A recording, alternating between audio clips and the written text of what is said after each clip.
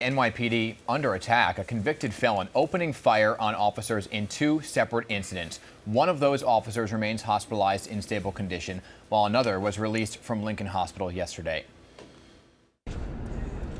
Treason! Oh! Oh! Oh!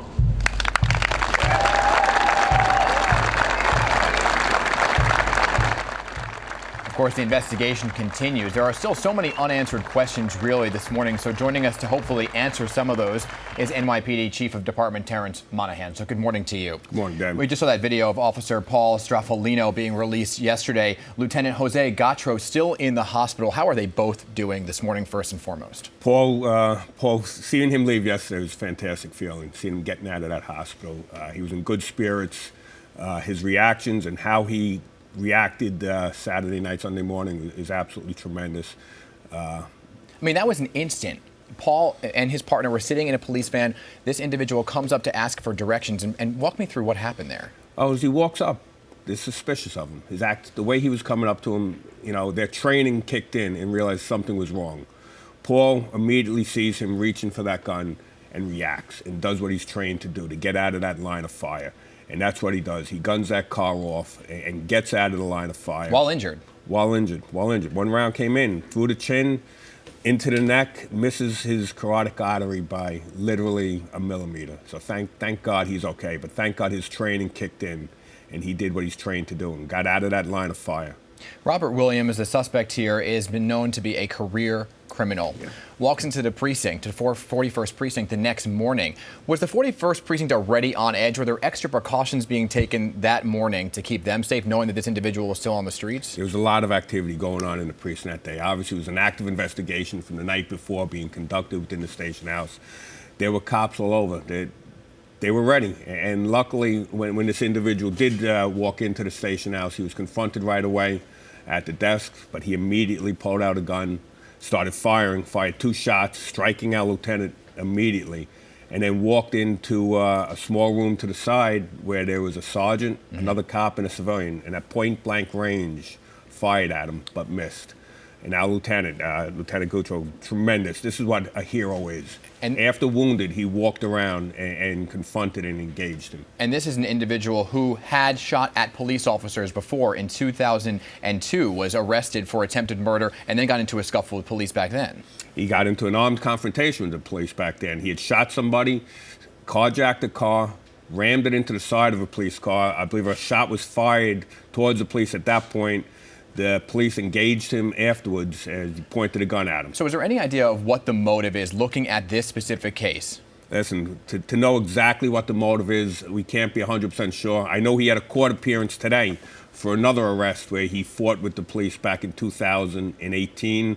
You know, the rhetoric was out there from demonstrations last week where it was F the police. You know, what his actual motivation is, what drove him to the moment to think he could assassinate our cops, we won't know for sure, but it's unacceptable. So you're not saying he was connected to those anti-police protests last week, but you're saying that kind of rhetoric that's being talked about right now is something that can fuel this kind of energy. Absolutely, absolutely. If someone is on the edge, is thinking of doing something, it could fuel it. We don't need this in our society.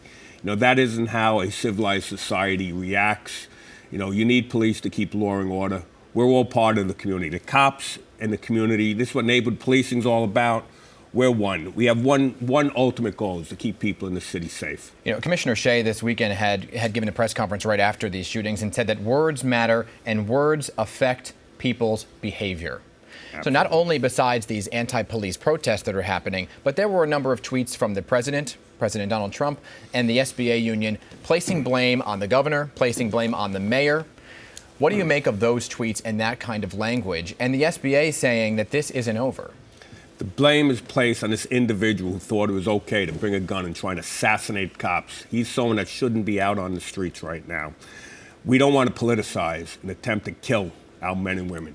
I'm not going to get into politics. It's not what the men and women who are out on the street each and every day do. They're out there working hand in hand with the people of this city, the good people of this city, to keep them safe. So nothing. Look, here's a tweet from the president right there saying, "Stop this now." But the SBA, now you don't want to politicize it, but when he says this isn't over, Eddie Mullins speaks for Eddie Mullins. None of the other unions follow his lead.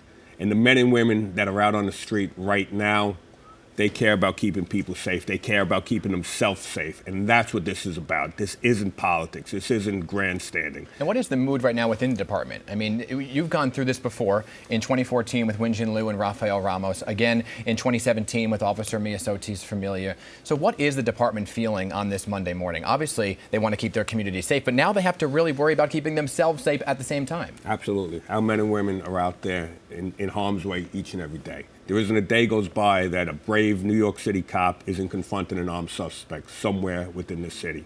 It's what we do. It's what members of the NYPD have done their entire life. It's what we signed up to do, is to keep these people safe. It's a dangerous job. Don't ever underestimate what the men and women do each and every day, putting their lives on the line for the people in the city. Obviously, bail reform has been a big topic of conversation in 2020. It was addressed last week when we saw the crime numbers actually go up. No correlation in whether or not that has to do with bail reform, but would it have actually have mattered in this case, and what are your overall thoughts on it? In this case, this was an individual who was paroled. He had done 15 years for his violent act in the past. Bail reform wouldn't have affected this individual because he hadn't been arrested since 2018. But if he had been arrested for a robbery or a burglary, he would have been mandated to be released, even though he had a horrible history. And that's what we talk about. There are certain individuals who have a penchant for a life of crime that a judge should have discretion on whether or not they should be released back out on the street. And lastly, people on the street, specifically in the Bronx, specifically in the 41st precinct, are they going to see a difference on the streets in the days ahead in terms of police officers making sure that they are calming any concerns out there? Listen, it was yesterday, the community came to the 41 precinct, had a vigil outside, prayed with the cops out there. The good people of the city respect what the police do every day. We are not, a separate force. This is one and the same. We are part of the community. The cops are members of the community, and we all work together in the city. We cannot have separate sides or politicizing every event that happens. It's important that we work together to help keep the city safe. Chief Monahan, thank you for coming in. Our thoughts are with both of those officers and the department today and moving forward. Thank you, Dan. I appreciate your it. time.